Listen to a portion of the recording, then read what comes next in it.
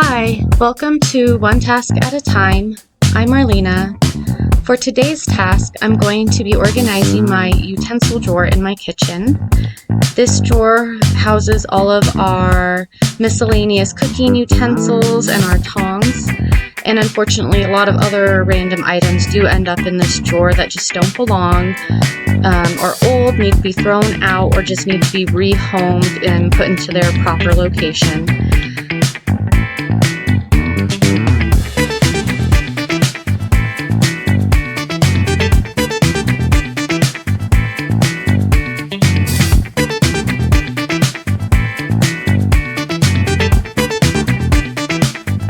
Once I had everything emptied out of the drawer, I sprayed some Mrs. Meyer's multi-surface cleaner and wiped it all down. I got a white silverware organizer at the Dollar Tree, and I thought I would be able to put some of the little items and some of the longer pokey items in here just to be able to house them so they weren't floating all around the drawer.